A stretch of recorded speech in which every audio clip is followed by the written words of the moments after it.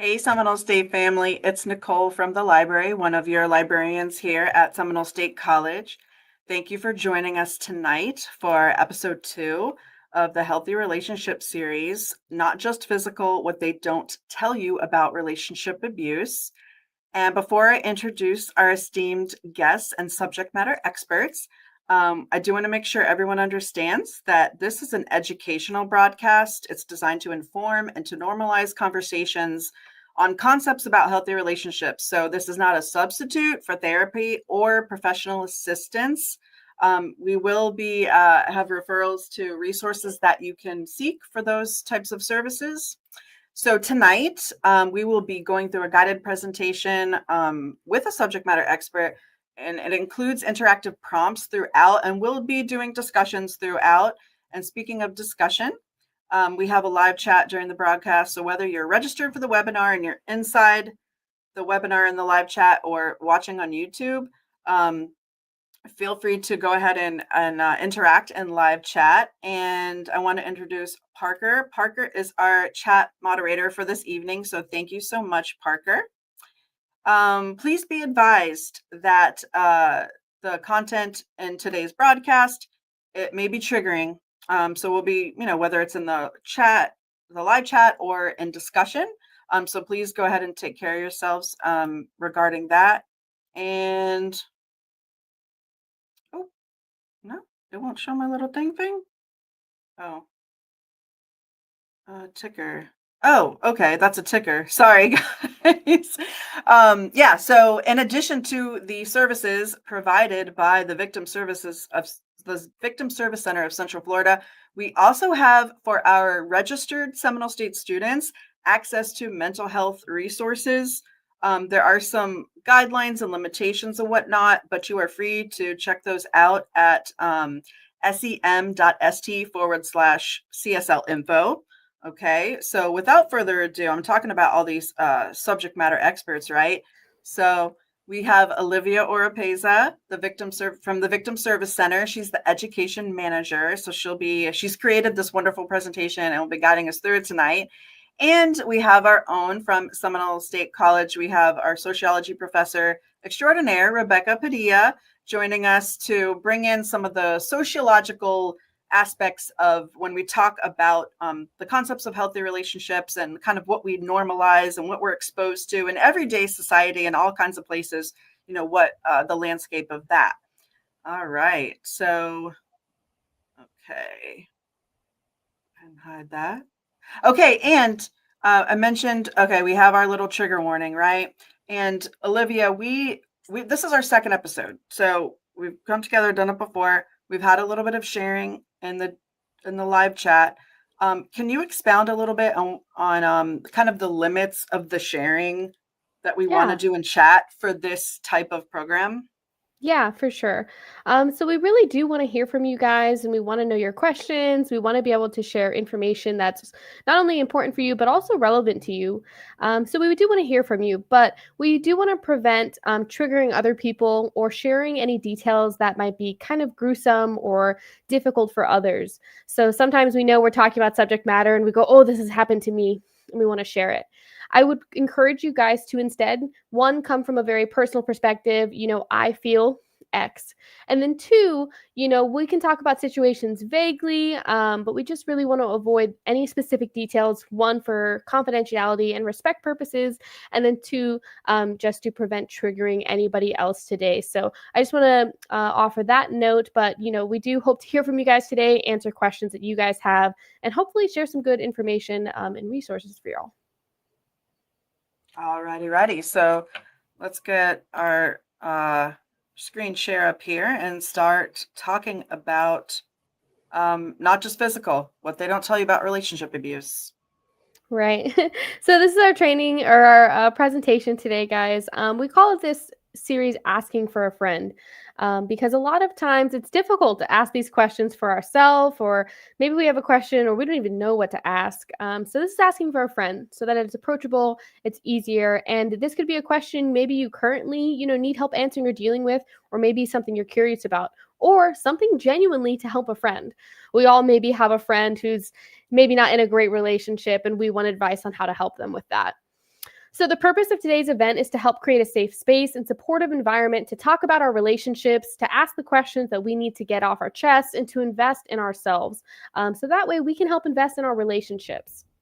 The rules here are respect others, right? We all have our people, we all come from different places, experience different things. So make sure you are respectful of other people's perspectives and come from an I perspective, and maintain confidentiality for what is shared here.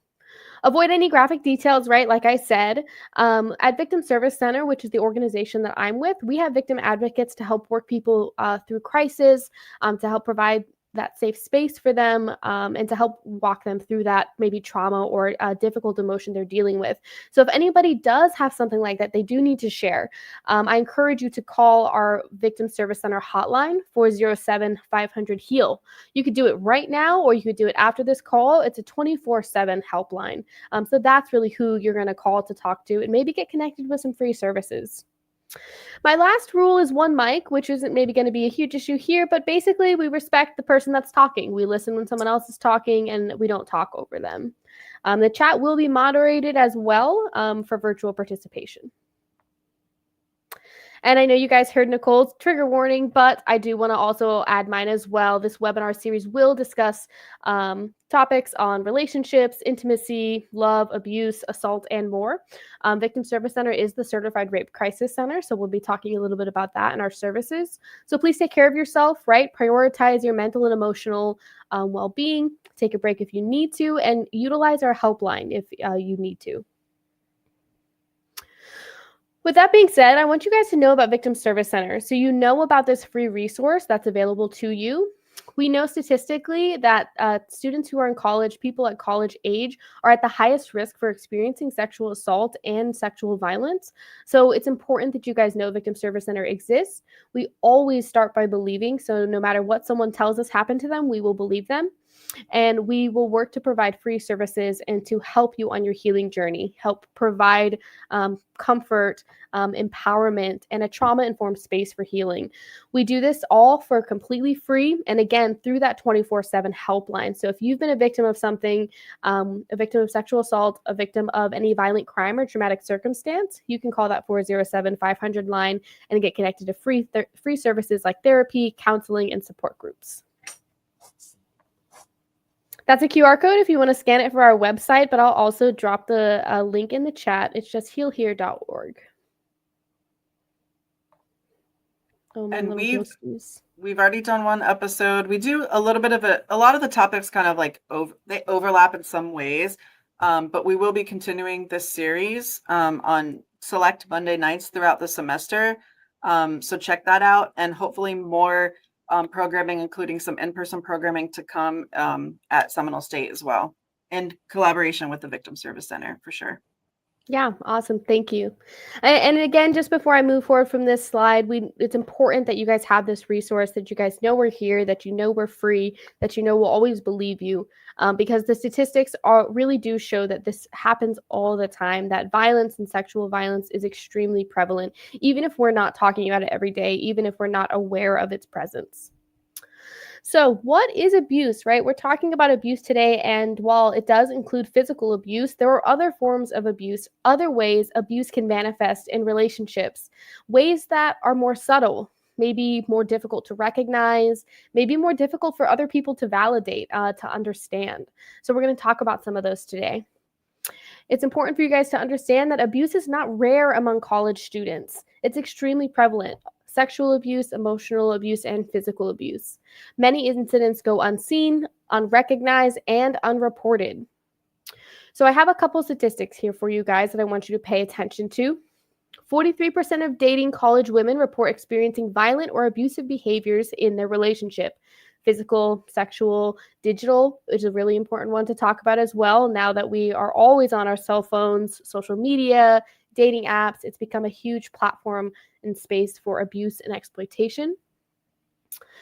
70% of rape victims or survivors don't have physical visible injuries. And that's important to talk about because a lot of people, actually 8 out of 10 folks who experience sexual assault, are abused by somebody that they know. And a third of the time, it's by somebody they're in a relationship with or previously were in a relationship with. And so when it happens under those within those contexts, there's often not a lot of maybe uh, obvious physical violence, maybe not a lot of physical threats, a lot of things that people can see like bruises or other injuries. Instead, this person maybe is controlled through fear, through manipulation, through coercion, through gaslighting. And it gets much harder then for even professionals or just maybe their family and friends to understand it, to recognize it.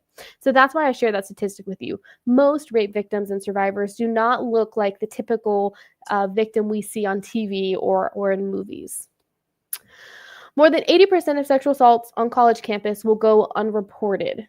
So that's huge. Well over the majority of victims and survivors in college campuses aren't reporting, possibly aren't getting connected with services. Maybe they aren't getting counseling. They're maybe not getting validated. And there's a lot of great reasons why people don't report. We understand that. But it is sad to see those statistics and maybe that those folks could be suffering in silence. And lastly, I have another statistic for you. Almost 1 in 3 college women say that they've been in an abusive relationship. So you can go in any classroom, walk down any hallway, go to any sporting event, and just look out and know that 1 in 3 have experienced abuse in their relationship. And so when it happens to you, if it ever happens to you, you can know you're not alone. And you can know that there are resources out there. So I want to ask you guys if any of these statistics stuck out to you. Do any of them surprise you? Is there anything here that, maybe you just learned this, or maybe this confirms your suspicion? Just a little moment to provide some comments here if you have any. I mean, I can, like you said, there's a lot of great reasons, and by great meaning like reasons that are going to protect someone. Like it's Right. like out of fear, or like fear for, safety, why people Yeah. don't report. But when you say go unreported, does that mean like literally a police report? Like, Some is telling the police what makes it reported versus unreported? Yes, yeah. Telling either A, law enforcement, or sometimes college campuses have internal systems for handling some of these things. So either A, reported to a victim services center on campus, or reported to law enforcement. Sometimes people do still maybe call a helpline or hotline and get services without, necessarily reporting. But we know even then, a lot of folks who maybe do tell their friends, family, maybe coworkers or whoever still struggle to get validated or really be heard. But it's a Okay, good so question. that 1/3 statistic surprised Jalen, and then Hmm. Kiki said, "Yeah, I had a feeling about the 80%, but it's sad to see that confirmed." So that's It definitely a lot to is. consider.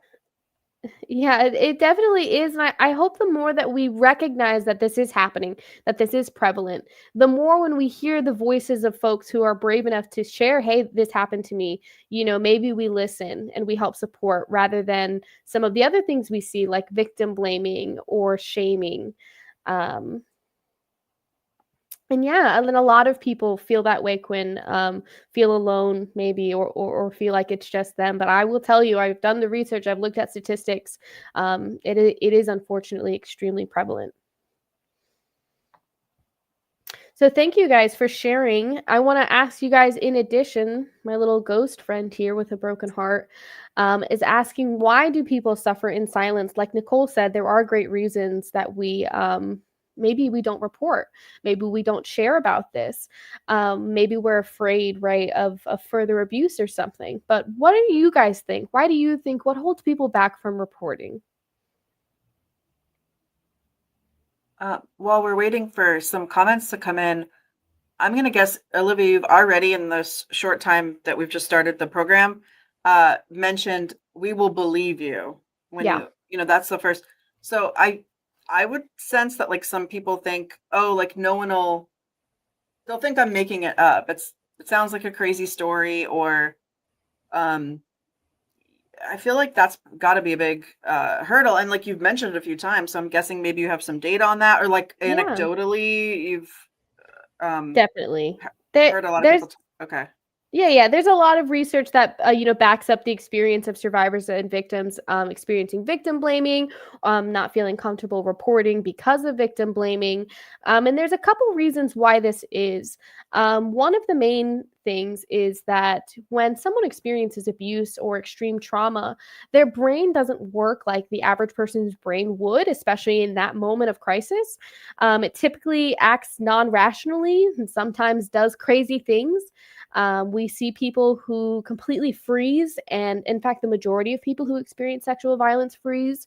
We see people who fawn, which means they will act in a way that is, just to please the abuser, to try to minimize harm done to them. And we rarely see people who fight or who flight, who are able to run away from the situation, who are able to physically fight off. When a lot of people who watch movies and TV shows, that's what they expect. They're expecting, oh, if you've been a victim of violence, you'll run away, you'll scream for help, you'll fight. But the brain just doesn't work that simply. When we're actually experiencing that trauma or that crisis, it's not that simple. Many people instead, their brain will instinctively automatically say, nope, freezing, kind of like a deer in headlights, is the safest reaction right now. So we see that a lot. And then we also see a lot of people who don't look like a perfect victim, who don't behave in just the right way, like screaming, fighting, running away, who maybe don't report instantly, so that looks suspicious, who maybe can't tell a story chronologically. But again, if you know how the brain works during trauma, you know that that is actually a sign of abuse versus something suspicious. Mm. This is a great point that is put in the chat here. Um, fearing that being blamed for what has happened to you, for somebody else victimizing you and abusing you. And I just want to say that no matter what someone does, whether they were drinking, whether they were doing drugs, well, no matter what they were wearing, no matter if they knew this person was shady, it just doesn't matter where you were, what you were doing, the choices you made to that event. Nothing ever allowed that to be okay for somebody else to abuse you, for somebody else to cross your lines, or for somebody else to hurt you, right? No matter what. So that's my word of truth to you, because I know that society may not give it to you.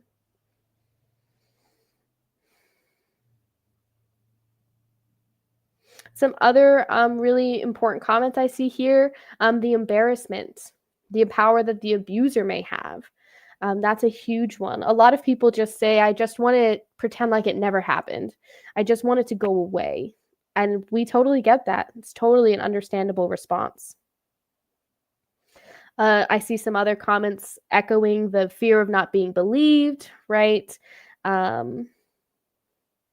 Maybe they've been threatened to stay silent. All of those are really great and things that we do see happen in people's cases, why they don't report, why they struggle to get here. And we know on average it takes about 9 years for someone to come forward for services at our center after they've been abused, on average. Sometimes people do come forward immediately and we're able to help them in those situations, maybe even prosecute or do a DNA collection. But on average, it takes about 9 years for people to come forward. So great job, guys. Thank Can I you. just interject for 1 second, Olivia? Please. I'm sorry. No, please do. I'd like to just add one other reason people don't report, and that is obviously mistrust in the, either it's the college environment where you want to report the crime, or mistrust in the legal system. You just feel that you're not going to get your true justice to those systems. So that's another reason. And also, I think it's really good that you brought up the statistic, because it really shows, it busts that myth, right?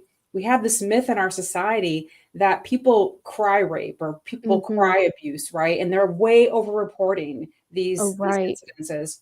And this really shows that, in fact, and we've talked about this before, Olivia, you've mentioned it before in other talks, that people tend to misrepresent these kinds of crimes at the rate of other crimes. So people are much more likely to underreport crime than overreport crime. So kind of get that myth out of your head that people are crying rape and lying about rape. That's a huge myth that the media really does try to promote in society, which really blames the victim and shames women from coming forward. That's a great point, Rebecca. One, yes, there's a lot of valid fear or distrust in law enforcement, and we understand that. And just so that y'all know, the Victim Service Center does not have to work with law enforcement. You never have to report to law enforcement to get any of those free victim services. And so that it's a great point. And Additionally, I do think it's just so important that people understand that, they're not going to look like the perfect victim, and that the truth is that people only falsely report rape at a rate of 2 to 10%. That's what the statistic is. And that's the same rate for all other types of crime. So it is just right in the level with all other crimes, but because it's worked really well as clickbait, because it is feeding into the narrative of rape culture, that is why we see such a misconception of the prevalence of false rape cases. Before you hop along, just kind of Yeah. on that note about the distrust and kind of from personal experience, um, I've been told by a victim advocate with the Seminole County Sheriff's Office, because the police department doesn't have necessarily a victim advocate. Mm-hmm. Okay, but if like an officer or officers that like respond to you reporting an incident, they're not trained in like these concepts. They're not Yeah. trained in domestic violence. They're not trained. So I would recommend that people be prepared to feel maybe disheartened by the reaction from law Yeah. enforcement, but don't take that as a sign that, oh, you did the wrong thing. Because if you have somebody that is threatening you in any kind of way, you should report it. Yeah. Like if you feel okay, like don't let that dissuade you. You can talk to a victim's advocate in your like jurisdiction. I would recommend that if you are choosing to call law enforcement. But again, the victim service center. So I think kind of Yeah. accessing multiple people, I would recommend that, because you need to get the big picture of like who can help you and how, because the officer can't help you in all the ways. And the victim's advocate can't help you in all the ways because they can't create a police report. Only an officer can. So, Right. No, it's a great point. Victim advocates and law enforcement officers really do work together and separately. The law enforcement needs to figure out what crime occurred, where the perpetrator is, how to prosecute, whereas the victim advocate is understanding the trauma piece, what you need, how to make your body feel safe, feel calm, how to, plan for the safety of your environment and other things like that. So I really, that's great advice, Nicole. As many people as you can helping you through this process is good to have, but we understand it's difficult to kind of to share your story that many times. But the advocates will help walk you through it, even when the law enforcement officer might be making you feel a type of way. So let's talk about some abuse realities here. Abuse is not always physical, like we're talking about. It's more so about power and control. Those are the two words that I really want you to focus on when you're thinking about abuse. And this could be abuse in a romantic relationship, in a friendship, even in a work relationship, or a boss-employee hierarchy, right? It's about power and control. How much power and control does somebody have over you? How much power and control do you have over them?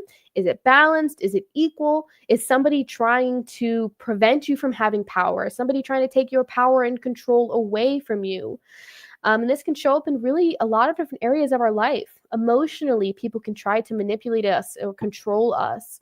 If they know that we love them, if they know that maybe we have kids with them, maybe they use that as emotional control. People can control us verbally as well with their words, lying to us, gaslighting us, making us believe things that aren't true. Of course, sexually, through abuse and other forms of harassment and control. Digitally, we'll talk about some of those. Financial control is a huge reason why so many people struggle to leave domestic violence and intimate partner violence situations. And then, of course, psychologically, maybe ties into all of this sort of abuse, because any abuse you experience in any of these domains is going to have an effect on you psychologically. So something that we use a lot in this field is the wheel of power and control to sort of look at the picture of abuse in different ways and seeing in different ways that they manifest physically, sexually, and within different areas of our lives. So there are some behaviors here in this wheel. We see things here like isolating. Isolating, and I want you to think of these as each their own individual, kind of like red flags. Isolating is a huge red flag, right? If somebody wants to control who you talk to, who you see, what you're doing with your time, right? Who has access to you, that's a huge red flag. And it's definitely one that we see prevalent in grooming and human trafficking. Using children against people, like I said, that emotional manipulation, that emotional abuse. Someone using economic abuse, like I said, taking control of your finances, wanting to prevent you from having your own independence financially, maybe having your own independence even, emotionally or physically. So I want you guys to take a minute and look at the wheel, look at some of these behaviors on this wheel, and think about how these forms of violence, are prevalent in some people's lives, and how this really puts it together that it's not just physical. There are many other behaviors beneath that can be considered abusive. And Rebecca, I will ask if you have any comments to share about the power and control wheel. Is this something that you guys ever talk about in sociology or in relationships, or is there something similar? Yeah, I mean, the whole idea of power and control is so central, and I'm glad that you raised it in this conversation, Olivia. I don't know if you've ever heard of the work of a sociologist named Evan Stark. Have you ever heard of him? I don't know if you No. have, Mm-mm. but he coined this term coercive control. Mm. That it's really about maintaining power. It's not just that someone's going to try to cause you harm. It's about power and relationships. And what happens to victims, he argues, is that they become entrapped. And what he means by that, like they're almost held hostage, not like a physical hostage situation, more like psychologically hostage and socially hostage, right? Their Mm. world becomes smaller and smaller and seems to close in on them. It can start with some of those red flags, like telling you what you should wear, who you can hang out with, obsessive jealousy, right? Isolating you from family and friends. Your world's getting smaller and smaller, and you become entrapped in this relationship built on someone trying to have power over you. And when that happens to people, they tend to lack things like human agency, which is the Mhm. power as an individual to change your circumstances. They lack confidence, and they lack dependence on themselves to get out of those situations. So the idea of power is really, really central. And I'm really glad you raised that. And the Yeah. fear that you would become entrapped as a victim is something you really need to avoid at all costs. That's such a great point to raise what you say there about, being entrapped and them kind of taking away other pieces of your world where you have power, where you have control. Because so many people, when they get into new relationships, their new relationship, that person becomes their center focus. And so it can feel like your world gets really small around that person, and maybe makes it really difficult to recognize, is my world small because I really like or love this person, or is it getting really small because I'm having to cut off friends, I'm having to cut off extracurricular activities, I'm losing control of A or B, things like that. That's what kind of comes to my mind.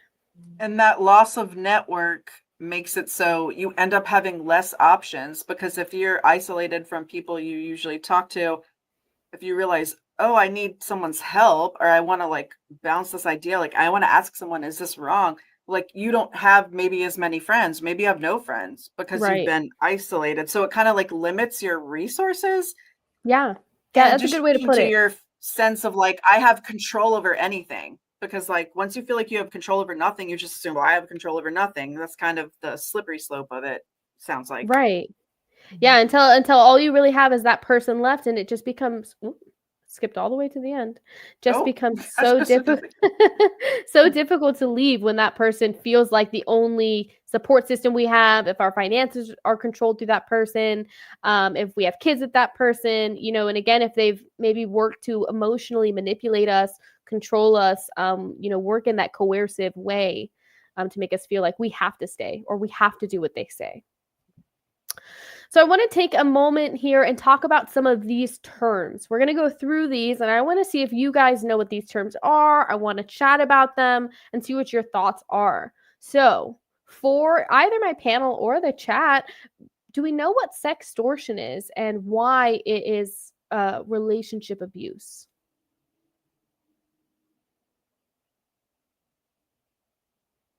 And it's kind of combining two words here. Obviously, extortion is pretty bad. So, what do we think the term sextortion means? Or have we heard of this before? All right, waiting for someone to go. Okay, this reminds me of at the beginning you said, oh, social media and like we're on dating apps a lot. Like not we, Mm-hmm. all of us, but like that kind of opens more opportunities for people to maybe have access to. Is it like with they have like images that are maybe You get provocative of you or something? Okay, let's see. Yes. So I see some chats here. A lot of people haven't heard of it. Using sex as a weapon. Yeah, kind of. So what sextortion is when somebody has an image of you, a video of you, some kind of intimate, explicit material of you, or maybe, sometimes this can happen in a form like which maybe some people call doxing, but this is more so in a way of working to control you through intimate materials. And so let's say you go on a dating app and you meet somebody on the dating app, you talk for a couple weeks. Yes, Quinn, that's correct. So it's where the abuser extorts sexual images and favors, using it against the victim, right? So you meet someone on this dating app, you talk for a couple weeks, you think you know them, you really like them, they're super sweet, they've said a lot of really nice things to you. They ask for a picture, you send one. As soon as they have that, they flip. And now they're saying, okay, send me more or send me money. Otherwise, I'm going to send this to your family and friends. I'm going to send it to your school, right? I'm going to post it online everywhere. So it's a way that people are using, images and videos of people to extort them, either for money or for other types of favors.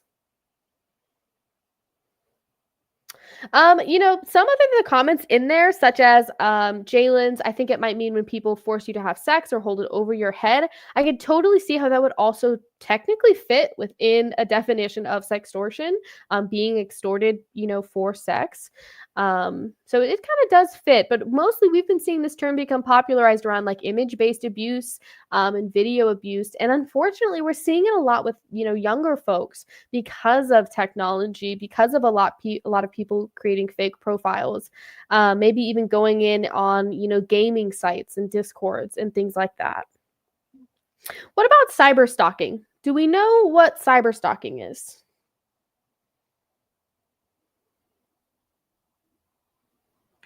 I'll tell you what, it was just couple short years ago. I didn't even know the definition of stalking, which Yeah. is obviously adjacent to cyber stalking. I didn't even realize like that I was being stalked. I was sitting in the True Health, like the public health clinic before I Yeah. had health insurance or while I didn't have health insurance. So they have a sliding, wait, is it True Health? A sliding income scale for medical services. If anyone doesn't know about that, definitely check it out Yeah, that's if great. you need that. And there's like they have like a screen with like different like a TV screen, but it switches like a PowerPoint presentation. And there's the definition right there. And I was like, my goodness. So don't be like ashamed or feel like, oh, I should know what this is. Like Yeah. it's No, this normal is not to know what this stuff is. I chose specifically the terms that I go to trainings and talk about with people that a lot of people aren't aware of, because I want you guys to know about these things, especially sextortion, because you guys are at the age where maybe you're meeting people, maybe you're out there dating, and you just got to know whatever you send out there in a picture or video, it, might come back. So you got to be careful. And so, talking about cyber stalking, a lot of people don't know what stalking really is and don't therefore know what cyber stalking is. Like you were saying, Nicole, it's so common for people to be experiencing stalking and not know it. So stalking is somebody using a repetitive amount of actions towards you, targeting you, to try to either be close to you, to interfere with your life, to maybe intimidate you, something like that. But it really just has to be pervasive and cause somebody a level of fear. And so like sometimes we picture someone following you down an alley, something like that, right? But this stalking typically could be someone showing up at your work uninvited, calling you all the time, sending you letters. And so cyber stalking is when someone stalks you online, maybe through social media, maybe through Instagram, Facebook, TikTok, right? Any of those means, webcams, any mean online. It's the same thing as stalking, but just online. And it's important we talk about this because 43% of college students who legally qualified as being stalked could not recognize their situation as stalking. So some of the common behaviors in cyber stalking are catfishing, right? Creating new profiles after you've been blocked to continue to follow somebody else. Location tracking, location sharing, using that to stalk someone's location, maybe spamming them with phone calls, text messages, DMs, likes, or comments, or constantly posting about them even could be considered cyber stalking. How This can about often this can go ahead. also happen in like gaming communities, right, Olivia? Oh, I know yeah. some women don't like to say that they're females in gaming communities because they worry about cyber stalking. Can you comment on that? Definitely. I mean, majority of gender-based crimes do happen to a lot of women. So stalking and cyber stalking are not unique in that way. But I will say for a lot of people in the gaming community or just, in online social spaces, it's really difficult out there to be female, a woman or girl, without being afraid. So I share that sentiment as somebody who does game online, who does some of the things, who has dealt with some really awful, terrible people online once they figure out that you're not a guy. So it is hard to be in those spaces, for sure.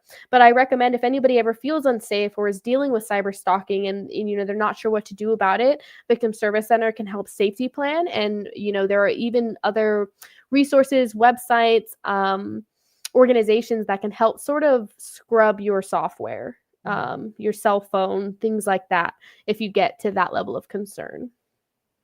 And if you tell someone not to contact you one time, correct me if I'm wrong, but that's one time that's all. Like, it's not like, oh, you got to tell someone 3 times to make it real. It's No, a no. valid request on the first time, Yes. correct?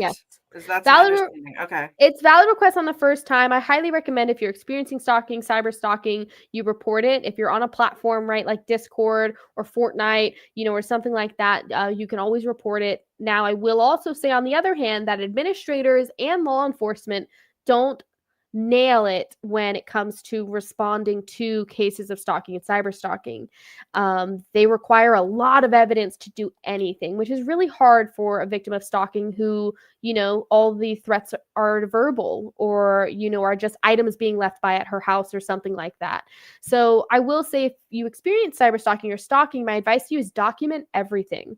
Take screenshots, take snapshots, write down times and dates, make sure other people know about it, get other people to write down witness statements and things like that, and take all of that evidence with you when you go to report, because that is how you're going to get the best opportunity to have someone listen, get you an injunction, or help move that forward. So if anyone has any questions about stalking, cyber stalking, or sextortion, please throw them in the chat. I'd love to answer them for you. And if you don't, can you tell me what you think of when I say the words trauma bond?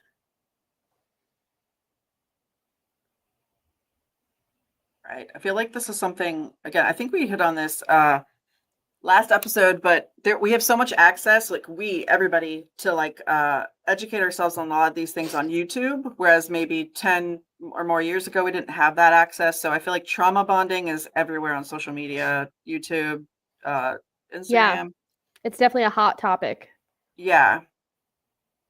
And I think that's a pretty good definition there, Quinn. Trauma bonding is where the abuser and victim bond through a traumatic event, causing them to have an unhealthy attachment as the only other person who understands. Yeah, that's really great for a definition on that. And I think, I don't know, when especially when it's worded like that, I think of Stranger Things. And I think about, I can't remember the characters' names now, but there's like the teen romance in it, and they go through the upside down, right? And after it, their romance kind of sparks off because of the trauma bond, right? And so what's dangerous about a trauma bond is that, it can really cloud our judgment and our vision from this person who sometimes can be the trauma creator. So they can really be the person creating the issue and our solution to the problem. So it's really important that, we try to be cognizant of this sort of trauma bond, and if that we're constantly in a relationship where we're having these high ups, deep lows, high ups, deep lows, because we're constantly experiencing trauma, strain, stress, struggle, and then we have these moments of getting really high highs because our partner has said they're sorry and bought us flowers or something. That's something we need to be mindful of. And when we look at other relationships and we keep asking ourselves, why don't people leave? Right? Why don't they leave? We need to understand trauma bonding is there, and it's present, and it's making it very difficult for that person to feel like they can go be their own person, like they can be independent from their abuser. Rebecca or Nicole, do you guys have any comments for that? Well, I thought it was interesting how you brought up Stranger Things, and of course that's an innocent example, and I'm a huge fan of Stranger Things. Can't wait for the Yeah. new season to come out. But I always find it interesting as a sociologist, the way that the media plays on these things, right? Yes. Oh, look at this couple, they're bonding over trauma. And it kind of sends a message into your, unconscious mind that that's a normal behavior, right? Or Right. another one would be like excessive jealousy. Oh, this person's jealous, and you see it all the time, and then you think that that's normal behavior when it's actually not. So the media often does, kind of in subtle, salient ways, right? Teach us some very unhealthy relationship habits that are on your list here, Olivia. Yeah. Yeah, no, that's a great point. Thank you for sharing that. And I totally understand it. You can, what you're saying there. I did this so much, and I thought it was a way to connect with others, because it does feel super connected to that one person when you're the only person who understands, and you think that they're the only person who understands. But we have to understand that that perception is skewed and created through that sort of trauma lens.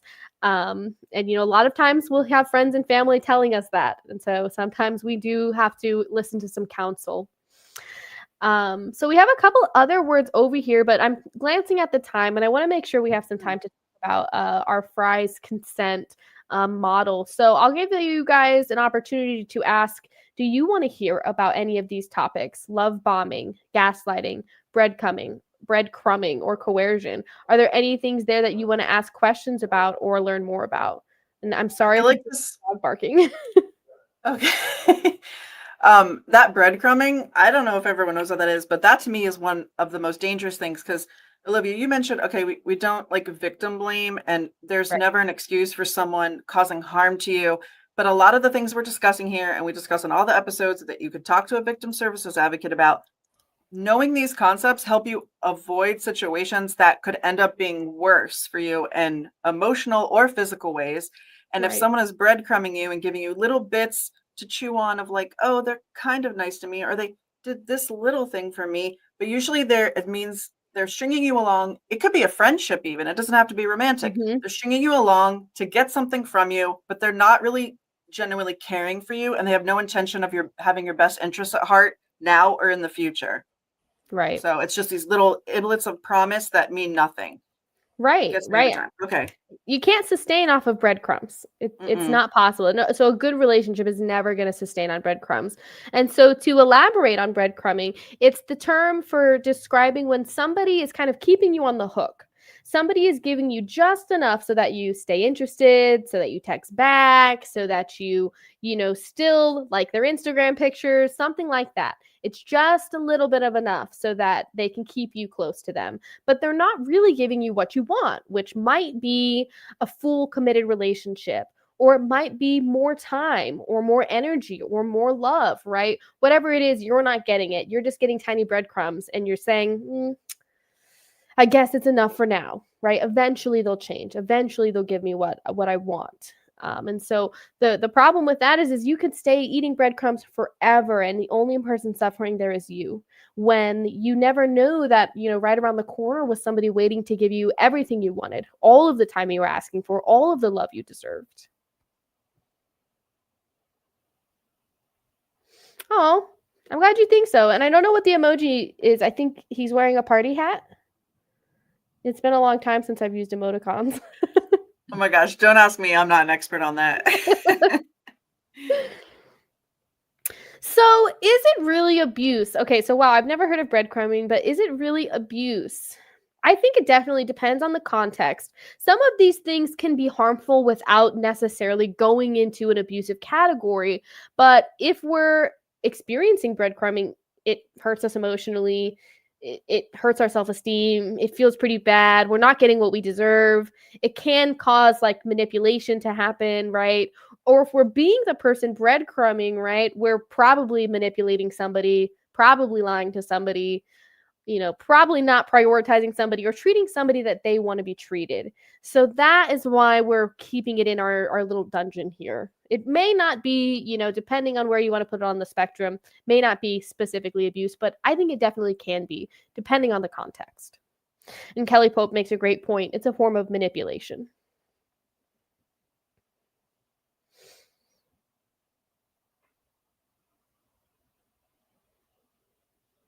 And so yeah, great comments there, guys. And I'm so glad that some of you guys seem like you know these terms, some of you seem like you're learning these terms. So I'm really happy to hear that. I'll string it back to power and control. Again, the key words here for abuse is somebody having power and control over you, is somebody trying to get more power, have more control, right? That's what a lot of these things are kind of talking about and pointing to as well, even if they're not brightly on the surface for us. So I want to talk to you guys about fries because it's really important if we're in relationships, if we're engaging with other people intimately, we really need to understand how to have those conversations. And it's something that a lot of people struggle with because it's embarrassing, it's vulnerable, it's intimate. It can be really hard to have discussions about being intimate, being romantic with somebody, asking for what you want, saying no when you don't want something, things like that. And so I encourage you guys to maybe even take a picture of consent fries to understand this fully. But these are really the rules that need to be in place for consent to be really there and really valid. And a problem that we're seeing here is that people think they give their consent, or people think that they didn't give their consent, or people think that they have consent, and then they accidentally abuse someone or accidentally perpetrate against somebody, or somebody accidentally gets abused because, they thought that they were able to do this or that. And so we really want to make sure that everybody is black and white, crystal clear on what consent is, not only for your own situations, but so that when you hear a story from a friend, when you hear a story on the news, you can go, no, I know that was not consent because X. So consent, and you guys can tell me in the chat if you've ever heard of fries before. I'm kind of curious because I breathe in and out fries because I teach this every single day, but I'm curious if you guys have ever seen this picture, a bumper sticker, anything like that for fries. So you can let me know in the chat. But for fries, we want to see every single letter present. We have F as the very first one for freely given. So consent needs to be freely given, free of fear, pressure, manipulation, coercion. If somebody feels like they have to say yes, it is not a true and valid yes. And this is important because we have cases where someone comes in and they say, well, it wasn't rape because I said the words yes and I did the things with my bodies, so it wasn't rape. But then we find out, well, their boss threatened to fire them if they didn't say yes. And so that's why they moved through with it and said yes. And so that's not really true and valid consent. Additionally, if someone is, let's say 14 and the other person is 27, it doesn't matter if they said yes and did the things with their body. Consent is not possible in that scenario. So for reversible, this is telling you can take back your consent at any time during the activity. It doesn't matter if you're 2 seconds in or 30 minutes in. If you feel uncomfortable, if you want that activity to stop, you can always say so. And you kind of need to. You kind of really should. You need to be your own advocate in those situations. If the other person really cares about you and respects you, they will respect when you say, I don't feel comfortable anymore, or I need a break, or I just, need to pause. Somebody who instead says, that's not really fair to me, I'm going to keep going, that's somebody who doesn't respect you. That's somebody who is there for them, and that's somebody who would be in that scenario committing assault. So let you can take back your consent at any time. I is for informed. So make sure we're informing people on what they're consenting to. This could be STIs, STDs, birth control, or any kind of new activity that maybe somebody needs a heads up about. E is for enthusiastic, which isn't meaning, somebody goes, hell yeah, when you ask if they want to do something, although that would be great. It's really making sure that there's congruency between their body language, their facial expressions, their tone of voice, right? The context of the situation, that you are sure they have said yes to what they're doing. A lot of times people think, I'll just move forward. And if they're afraid or they're uncomfortable, they'll say so. That's not the way it works. So make sure you have that yes before you move forward. Lastly, specific. Consent is activity and time specific. If somebody says yes to kissing on Tuesday, it does not mean yes to kissing on Thursday. If somebody has said yes to one activity, doesn't mean they've said yes to the next activity that might naturally follow that. A lot of people think that, I'm in a relationship, I don't need consent. Not true. There's no, level of consent that exists always, no matter what, unconditionally. So those are my rules for consent. They help us know how we can be safe, how we can communicate about our boundaries, and how we need to respect others. Anyone have any questions about fries or any thoughts about fries? Does this contradict what you knew about consent? I feel like going back to the trauma bond thing, or maybe Yeah. it's the attachment style, which we haven't talked about yet Mhm. today, but like we've talked about. I feel like I've experienced that assumption that like if you're in a relationship, it's like that's the consent. Like Mm. you're there, like that's like a purpose you're there for, like at will or on demand. Yeah. Like I will say, uh, so I think that's like the problem. I Yeah. think that's a problem for people to recognize. Like, is that what I'm leaning into? Because that's got to lean Right. away from that.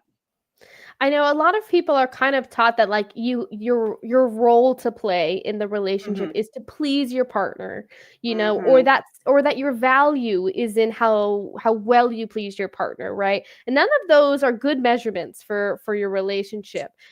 You should be asking yourself how you're feeling, how safe you feel, how loved you feel, and do you want to be engaging in those activities because they make you feel good and because you mutually enjoy them. Now, if your partner asks you to take out the trash, maybe that's an activity you consent to that you don't necessarily enjoy doing. But in intimacy and romance and physicality, it's super important that we know these fries consent rules.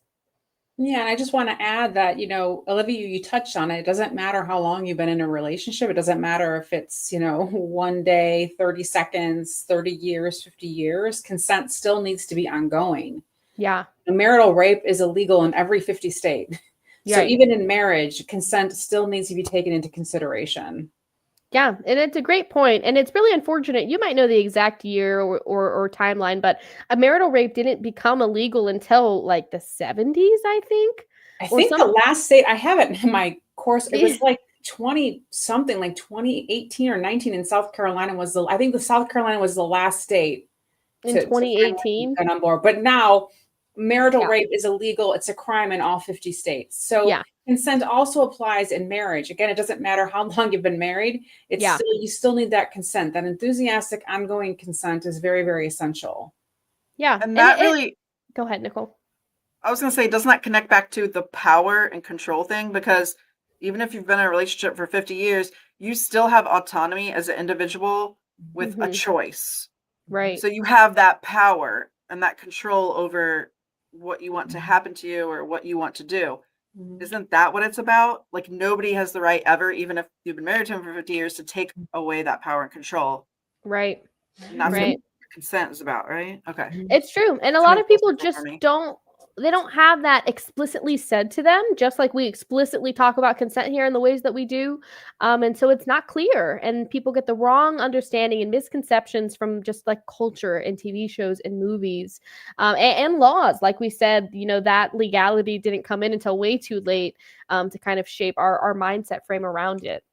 And I would do want to, highlight what Quinn says. This information is super helpful in our physical experiences and in our understanding of our experiences. I as well felt a lot of ways when I learned about consent fries and what it meant for my previous experiences. And you're not alone in the clarification of what some of those things were or what they mean.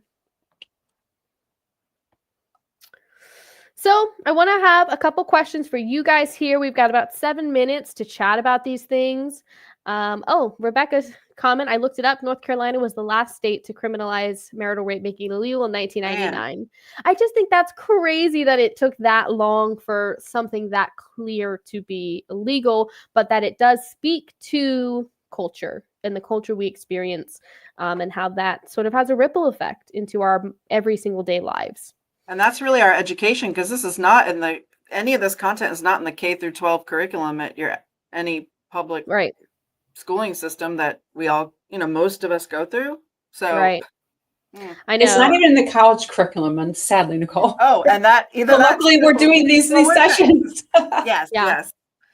I know. I do think it is it's a disservice to young people to go through an entire education system that does not prepare them for one of the most important things for them, for one of the most central things to their lives, which is relationships, which is often sex, which is intimacy and connecting with others. And so it sucks that y'all are out here, and me too, us too, we went through the schooling system without that information. So getting back to what we think here, right? What does feeling safe mean to you in a relationship beyond just physical safety? Feeling safe to me in a relationship means feeling I can be myself around the person and not having to worry about that causing me any harm. Definitely a good point.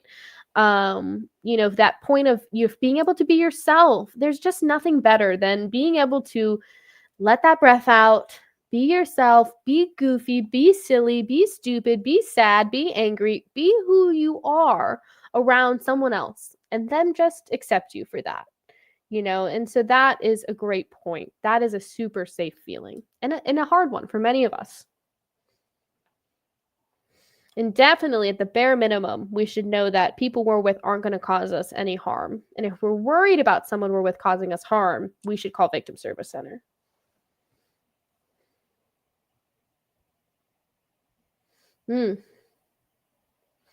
I like what you say there about there should always be mutual respect and weight around what we say, around our body language and our thoughts, even if we don't agree. Because no one's going to agree all the time. Nobody's going to have the same brain cells all the time, completely aligned. We're going to think other people's thoughts are, maybe not the best, or we're going to get annoyed with people. We're going to disagree. But it's important that no matter those situations, that throughout it, there's a level of respect. Relationship research shows us that unhealthy couples and healthy couples fight at the same rate. They fight the same amount of times. Healthy couples just know how to do it in a way that does maintain that respect and that mutual understanding.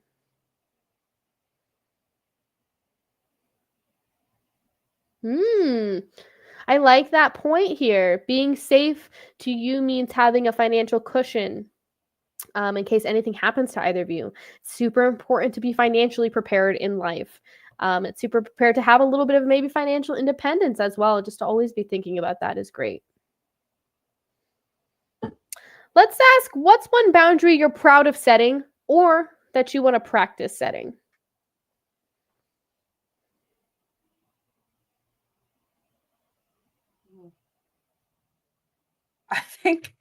I feel like for so long I had no boundaries. Like I was always giving, fawning or trying to please. So I didn't even feel like if I asked for something so simple, like I think one of the example the last time we talked is I don't want to talk about anyone's work after 8 p.m. because I'll have trouble sleeping. I Yeah. don't want to talk about work stress. Like that was like a big deal, like that I could just ask for something so simple that like wasn't like something necessary like food or water, like Right. No, it is. It's hard with those boundaries, especially, asking somebody else to do something for me. Like that feels hard sometimes. But, everybody asks for things all the time. We each have a right to take up space, including space in other people's lives and spheres.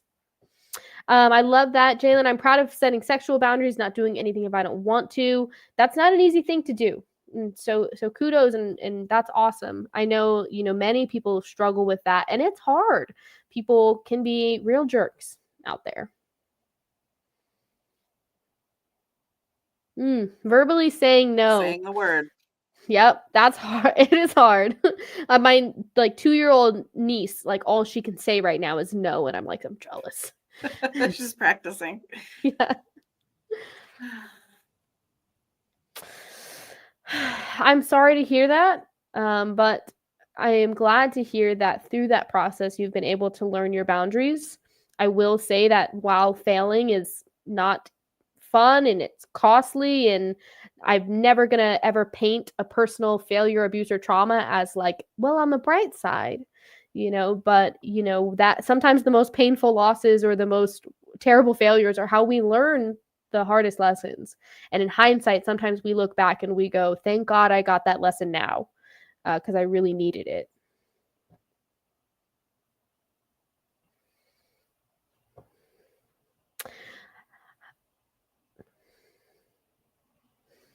Also good. It's good to have people around you that can just like naturally vibe with you and that there doesn't need to be a whole lot of that. My last question for you guys today is, what does healthy communication look and sound like during a conflict? We talked about how there needs to be that level of respect during conflict and that all couples are going to fight. No matter what, you're going to fight. So, how do we do it in a healthy way? I feel like when someone they disagree with you, but they're willing to listen to what you have to say, to put aside their frustration or anger, and you feel like they're listening to what you're saying Mm, and not judging it immediately and trying to process it. yeah. I agree with that so hard. And when you're talking to somebody and you just share your point and immediately they start talking back, it's like you did not process anything I said. Let's see, understanding each other and being able to both listen and communicate, giving each other a chance and opportunity to communicate, definitely. One thing I think that is so important is, many of us, if we can get to the space of, sharing what we're feeling, opening up, talking, complaining about what we need out of our partner, you know, there is sometimes this just back and forth without that moment of listening, like we said, Nicole. And so, what I encourage you guys to do is, even if you're trying to get out something, you need to make a complaint, you need to talk to your partner, hear them out first, and model the behavior that you want by reflecting back to them what they've said. So when they say, I hate that you ate all of my ice cream, you respond back to them, I hear that you hate that I ate all the ice cream. And then you get to complain. Now it's your turn. You need that little pause, that little statement of, I hear you said X. And then it's your turn. And hopefully they do that same thing back to yours. All right. I see he's got some good habits, so never raising your voice always helps. Agree. And that, we got to really be mindful of that. I feel like we can raise our voice so quick without even noticing. And sometimes it's over something silly, at least for me, I'll notice. So it's a good point, and sometimes it's hard to be aware of. You mean maybe like wet paper on the countertop? Sorry, it was. Oh, Listen, I would Olivia fight. told us her pet peeve, so now it's cataloged in my brain. I'm sorry to bring that up. I It's hope that's okay. not It's a weird one. It's a weird one. I get it. Wet But paper it's grosses me valid. out. It's valid. If that's your boundary, I don't want to look at wet paper. Like, hey, That is. My boundary is also that if there's a bug in my house, either my cat or my partner has to get it. Like, I'm not doing it. It has to be one of them. I want to be Will when I grow That's up. sweet. Very sweet. Well, guys, I really appreciate hearing all of your great and wonderful answers, and I hope that this was beneficial for you guys. That last question we had about communication, if you want to know more, if you want to get some more tips, tricks, tools for your toolbox, we will be having another webinar series coming up where we're focusing on communication and how to get really good at that. Nicole, do you want to share some more about that? Yeah, that's going to actually be on Monday, November 17th, 6 p.m. If Awesome. you are a Seminole State student, you'll find it on Raider Connect. So you'll find the link, and it's there right now. So you can even register at this moment. But yeah, we're going to talk more about the communication because we always kind of hit on communication, but we're going to go into some more of those details. Again, a lot of these topics overlap and they're connected. But yeah, we're going to go into detail on that. And that's, yes, November 17th.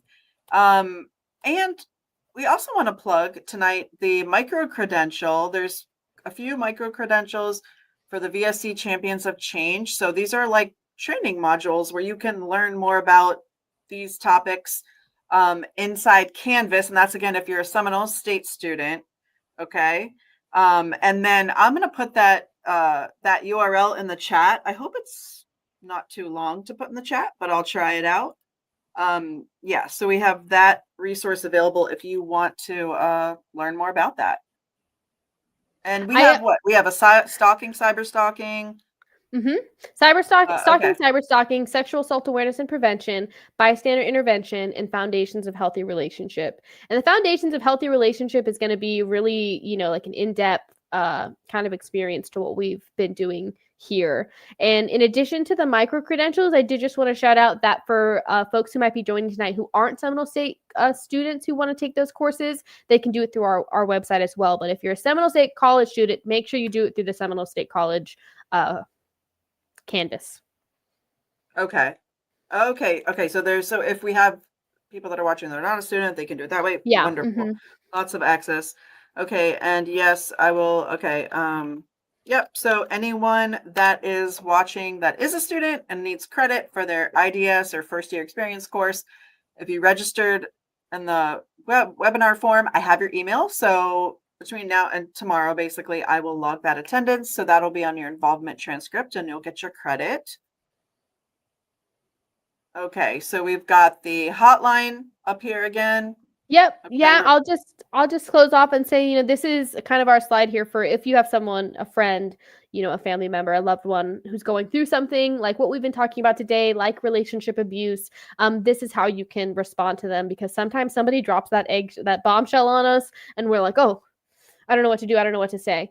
At the end of the day, you can give them our hotline number, or you can call our hotline number 407-500-HEAL.